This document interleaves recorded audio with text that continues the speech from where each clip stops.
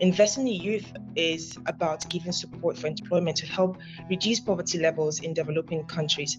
This gives young people like me the tools and support we need to pursue our dreams, to inspire future generations. Hello, this is the Weekly Tradecast, a podcast brought to you by UN Trade and Development. I'm Sarah Toms. We're exploring how major events are shaping trade and development and how that affects billions of people around the world. This week, we're looking at youth and why investing in the skills and opportunities of the young is so important for development. In many countries, there are too many young people chasing too few jobs. That's bad for the economy and can also fuel tensions in society. At the same time, there are not enough workers with the skills needed for the economy of the future. With many challenges ahead, not least from climate change and technology, how can we help young people get ready for work, encourage entrepreneurs, and support trade and development? Well, joining me now for more perspective are two guests. Chidinma Udeogu is an advocate for inclusive economic and social development in her work at the Nigeria Economic Zones Association and beyond.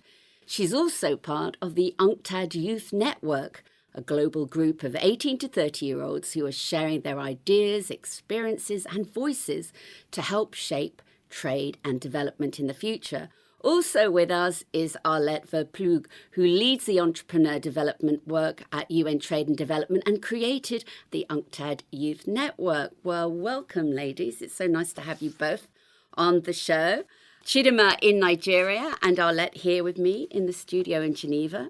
Chidinma, I'll talk to you first. As a young woman in Africa, why do you think it's so important to invest in youth? Hello, Sarah. Thanks for the kind introduction. Investing in the youth isn't just important, but it's vital for the future. As a young African woman from Nigeria, I've seen firsthand the potential and challenges facing the youth. Africa, for instance, has the youngest population in the world. 60% of the population are under 25. Yes, education is important, but it goes beyond that.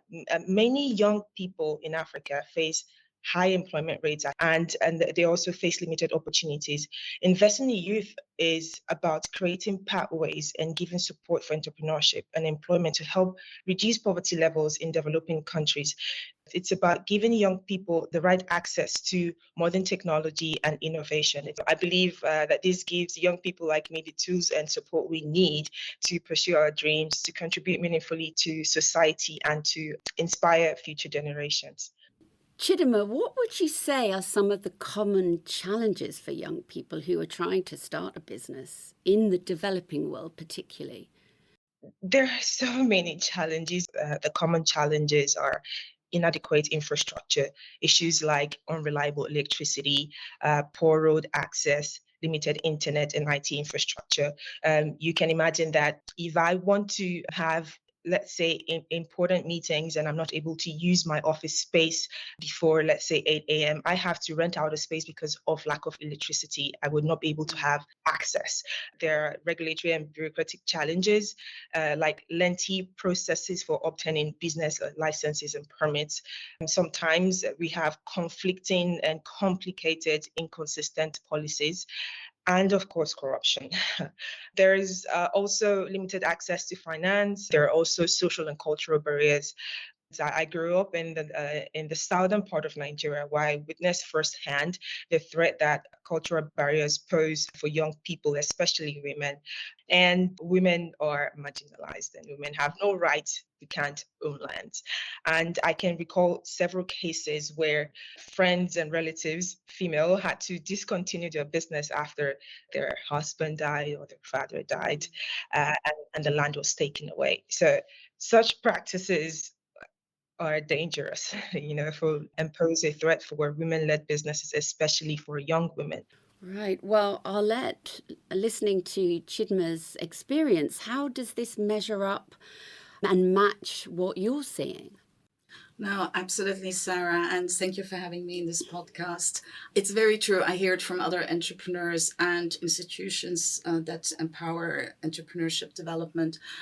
Adding to this, yes, policies like owning land for women, but also opening even a bank account can be a challenge, but also services in the care industry can withhold women and young female entrepreneurs of creating a business, especially for Africa. Many of these young people are not in employment, not in education, not in training. And if you add to this that in Africa, annually, 3 million jobs are created for 8 to 11 million people and youth entering the job market.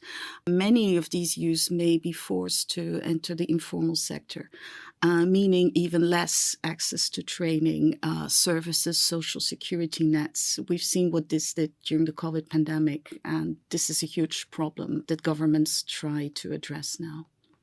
Where do you see the opportunities in sectors? The technology sector is booming for young people, and young people are tech savvy. This is an area where I think that institutions and government officials need to provide more infrastructure so that young people can thrive there. Now, we don't need to have physical offices.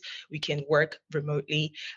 However, young people still need infrastructure like gadgets, internet, to be able to maximize the potential that technology provides. And also within Africa, another sector is agriculture. The problem is that most people produce for consumption. They don't know how to produce for export, for example. I think that young people need to be part of more trainings to get them to learn how to view their businesses, how to be able to go into agriculture, not just for personal consumption, but also for trade, for exports, and so on. These are the two sectors that I think that are most important for young people. Thanks for that, Chidinma. Now, Arlette, as young people pursue the opportunities that Chidinma's been talking about, what critical skills do they need to make the most of these opportunities? I'd like to highlight some developments that impact entrepreneurs and businesses, and also at the same time create new business opportunities. We live now in an era of transformations. Chidinma mentioned technology. On the one hand, there's digitalization and technology, thinking of AI, robotics. At the same time, the greening of businesses. This changes the nature of jobs. Business models change as well as new business sectors are created. And this is important for entrepreneurs to be aware of in a really competitive and connected world, that they need to take this into account and do constant life learning, and for their employees, upskilling and reskilling. Entrepreneurs should think, my business idea today, somebody had it yesterday, many more have it tomorrow. Why should I be or can I be the one succeeding? So for that, you need to have a clear understanding of the market and to be able to ask the right questions. You need to be able to plan and organize to set your idea in motion. Leadership skills, it's important to set up a vision and a mission and bring your team along with you. But also perseverance, because the road will be jumpy, many challenges exist, and every time you will have to ask the question, what can I do about it? Teamwork is important, as well as networking, and don't think that your business, you should work on your own. Really network with others and don't see them as competitors. Now, of course, there's a whole list of skills, but also there are many excellent training courses that exist in the world that entrepreneurships can tap into and that can guide entrepreneurs together with mentors and advisors to further proceed. Chidinma, in the UNCTAD Youth Network, what would you say are the big issues for you and your peers about the reality of a more inclusive and sustainable future? Are there reasons to be hopeful? Yes, there are. There are. First of all, I'd like to thank Arlette and her team for doing an incredible work with the youth platform. It's been a great space for bringing together young leaders and young advocates in trade and development, and young people that are passionate about advancing the cause for sustainability. The youth network has been instrumental in giving us a platform for our voices to be heard. These issues are around greening of industries, reimagining education, and technological innovation. There is need to decouple economic growth from environmental degradation. This would involve promoting more use of renewable energy, adopting circular economy models and ensuring sustainable production and waste reduction and consumption. Secondly, reimagining education focuses on inclusivity and equity and bridging the digital divide and emphasizing vocational training, as Arlette already mentioned, for young people. And the last, which is technological innovation, also plays a crucial role in our vision for the future.